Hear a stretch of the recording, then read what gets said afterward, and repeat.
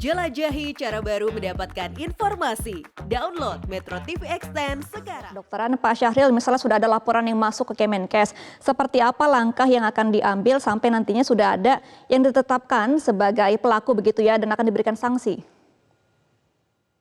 Baik, terima kasih ya. Namun sebelumnya kami ingin menyampaikan ya, dari sekitar 20 ya program pendidikan dokter spesialis ya, itu tidak semuanya ada perundungan yang dimaksud. Saya ulangi ya, tidak semuanya. Artinya ada yang memang tidak ada, tapi yang masuk ke kami itu sudah kita lakukan proses ya. Nah tentu saja yang masuk akan kita verifikasi, sekaligus akan kita nilai oleh Inspektur Jenderal. Dan yang ke depan itu artinya tautan maupun WhatsApp ini terbuka bagi publik ya, artinya dapat dimanfaatkan. Nah, mekanismenya adalah satu, dilaporkan langsung ya, bisa melalui direktur rumah sakit masing-masing atau langsung ke Kementerian Kesehatan dengan tautan tadi. Nah, dari itu akan diproses oleh Inspektorat Jenderal, dibentuk tim ya. Tim. Nah, sehingga nanti di sanalah akan menentukan siapa yang ada kesalahan ini. Apakah peserta didik, termasuk seniornya, ataukah tenaga kesehatan yang ada di rumah sakit, atau tenaga pengajar atau staf pengajar. Dan terakhir bisa jadi karena juga manajemen rumah sakit. Nah di situ nanti akan diklasifikasikan siapa yang akan menjadi istilahnya terjadi perundungan ini ya.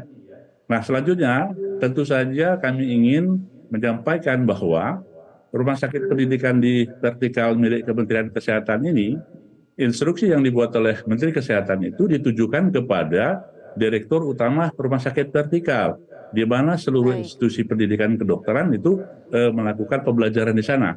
Nah harapannya pasal-pasal yang sudah kita berikan di dalam instruksi itu mengharuskan Direktur Utama bekerja sama, berkolaborasi dengan institusi pendidikan yang memakai rumah sakit itu sebagai lahan pendidikan. Jadi harus bersama-sama nanti ya, sehingga nanti kita akan tangani bagaimana kolaborasi antara Kementerian Kesehatan dengan juga Kementerian Pendidikan dan Riset Teknologi yang diwakili oleh fakultas kedokteran masing-masing yang ada di wilayah tersebut. Iya, nantinya apakah ada potensi Pak memindahkan antara korban atau pelaku ke rumah sakit lain ketika ada perundungan ini? Ya, tadi kan di dalam instruksi itu kan ada 3 kategori, Mbak ya. Kategori ringan, sedang, dan berat ya.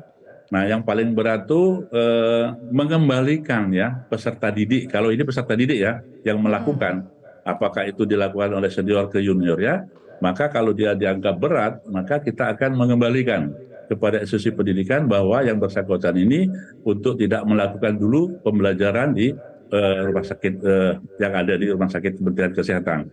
Nah, apabila itu terjadi pada manajemen rumah sakit, juga ada tindakan sanksi berat, bagaimana mereka diturunkan pangkat, bahkan ada punishment yang kita siapkan dari Kementerian Kesehatan untuk manajemen rumah sakit. Jadi agak berimbang ya.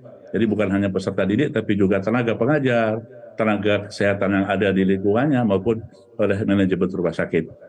Nah, untuk memindahkan itu adalah kewenangan dari fakultas kedokteran masing-masing.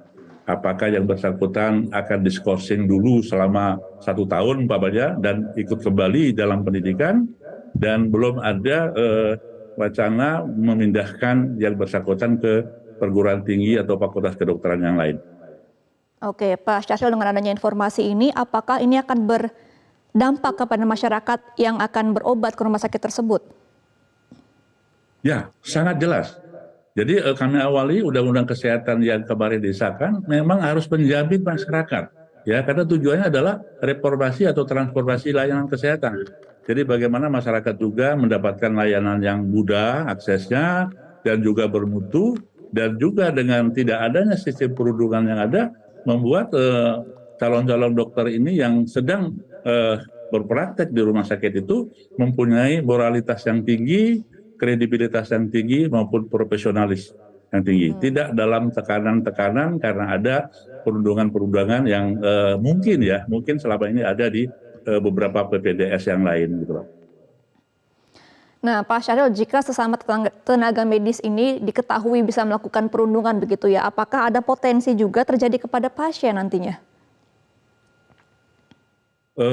Tidak ada ya. Jadi artinya masyarakat atau pasien itu justru akan mendapatkan dampak yang positif di sini karena situasi yang sangat kondusif, pendidikan kedokteran yang baik antara senior dan junior hubungannya baik, antara peserta didik dengan pegawai rumah sakit dengan tenaga pengajaran. Memang ini menjadi bagian kita dalam pengabdian kepada masyarakat ini. Tentu saja dengan ini masyarakat sangat diuntungkan ya karena betul-betul mendapatkan tempat pendidikan yang bermutu dan baik. Baik, untuk sejauh ini imbauan nih Pak kepada para calon dokter spesialis dan juga para pengajar agar tidak terjadi lagi seperti ini bagaimana Pak?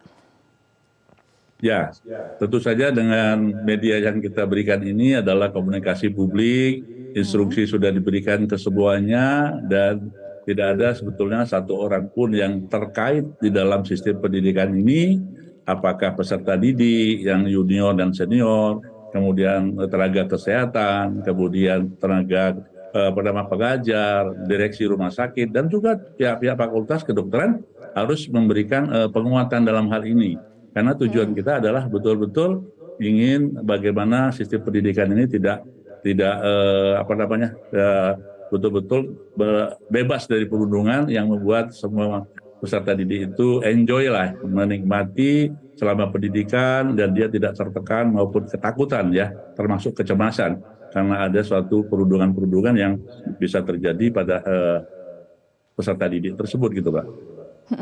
Baik, semoga sistem pendidikan ini terbebas dari perundungan dan juga tercipta dokter spesialis yang kompeten di Indonesia. Terima kasih Pak Muhammad Syahril selaku Jubir Kemenkes Republik Indonesia sudah bergabung bersama kami. Selamat kembali beraktivitas Pak Syahril.